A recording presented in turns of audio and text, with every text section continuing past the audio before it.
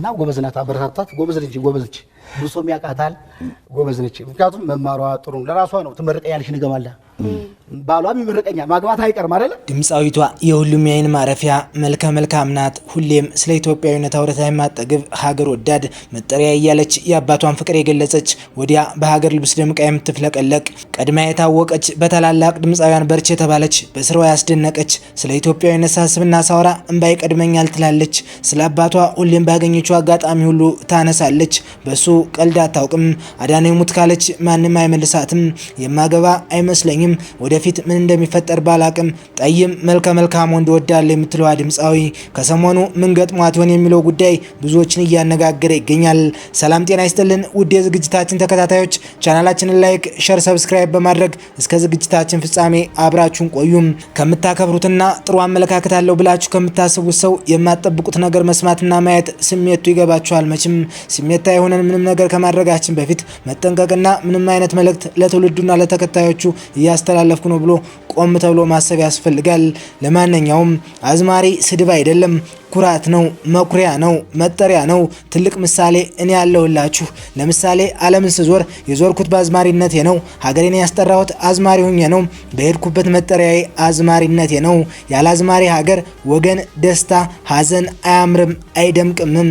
በተለይ ለእኔ ከማንም ኢትዮጵያዊ እኩል ሆኜ መማሬ ምንም ሳይጎርልብኝ ማደጌ ዲግሪ ያላት እንዴ ተብዬ መከበሪያ የጀግናው አባቴ አዝምሮ ባወጣው መሆኑን ግልጽ ነው።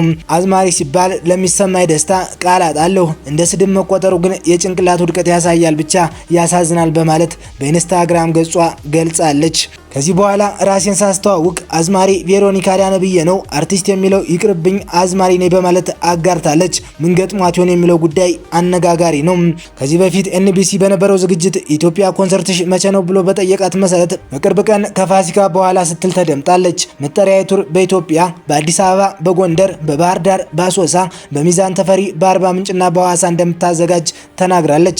ነሐሴ 23 2016 ዓ.ም 12 ትራኮችን የያዘው መጠሪያ የተሰኘው ሙዚቃ አልበሟን በራሷ ዩቲዩብ ቻናል ለቀቀች። ከማለማ ጎኒደር፣ መጠሪያዬ፣ ተናገር፣ ልመን ወይ፣ ምን ልሁን፣ ስንገናኝ፣ አመስጋኝ፣ ከዳመናው፣ ከአንተ ሌላ፣ ሰላም የተሰኙ የሙዚቃ ትራኮችን አወጣች። ከአልበሟ ላይም ለተናገር፣ ዳመናውና ከአንተ ሌላ ለተሰኙ ሙዚቃዎች ክሊፕ ሰርታለች።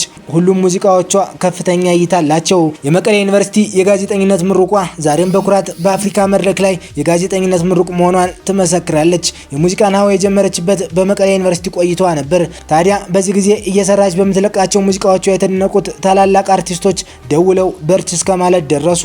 ተወዳጁ ድምፃዊ ባጭሩ የቀረው ዛሬም ድረስ ከሁላችን ልብ ውስጥ የማይጠፋው ማዲንጎ አፈወርቅ ደውሎ በርች ትልቅ ቦታ እንደምትደርሽ እምነቴ ነው የተባለች። እነዚህ የሚያበረቱ ቃላቶች ተጨምረው ዛሬም በዓለም ላይ ሀገሯን ከፍ አድርጋ ማስጠራት ችላለች። በአረንጓዴ ቢጫ ቀይ ደምቃ ሀገሯን አስጠርታለች። የአፍሪካውያን የኪነ ጥበብ ዘርፍ ትልቅ ቦታ የሚሰጠው የዚኮሞ የአፍሪካ ሽልማት አሸናፊዎች ይፋ ሲደረጉ ኢትዮጵያዊቷ ድምፃዊት ቬሮኒካ አዳነ አኩሪ ድል አስመዝግባለች። በአራት ዘርፎች የታጨችው ቬሮኒካ በሁለት ዘርፎች በማሸነፍ ሀገሯን አስጠርታለች። በታንዛኒያ በተካሄደው የ2025 የዚኮሞ የአፍሪካ አዋርድ ላይ ሁለት ታላላቅ ዋንጫዎችን በማሸነፍ ኢትዮጵያን በዓለም አቀፍ መድረክ ከፍ አድርጋለች። የዓመቱ ምርጥ ሴት ድምፃዊትና ምርጥ የሥራ አፈጻጸም ያሳየች ድምፃዊት በሚል ሀገሯን ማስጠራቷ የቅርብ ጊዜ ትውስታችን ነው። ሁሌም ለስራዋ ብርታቷና ጥረቷ ድምፃዊቷ ለዚህ ስኬት መብቃቷን እንዳስደሰታት ትገልጻለች። ሀገሬ እንዳስጠራ ላበቃኝ አምላኬ እግዚአብሔር ይመስገን ስትል በማህበራዊ ትስስር ገጿ ገልጻለች። ቬሮኒካ ሙዚቃን በፍቅር ጀምራ በጥረትና በትዕግስት ወደ ስኬት ደረጃ ደርሳለች። ብዙ የተወደዱ ዘፈኖችን በመስጠት በአጭር ጊዜ ብዙ ደጋፊዎችን አፍርታለች። ቬሮኒካ አዳነ ከወጣት ድምፃውያን መካከል ተስፋ ሰጪ አርቲስቱና ወደፊት ብዙ ነገሮችን እንደምታቀርብ ይጠበቃል። ባሳለፍናቸው ወራቶች በዚኮሞና በአፍሪካ አዋርድ ላይ 3 ዋንጫዎችን በተለያዩ ዘርፎች አሸንፋለች። እናንተስ ስለ ቬሮኒካ አዳነ ምን ትላላችሁ?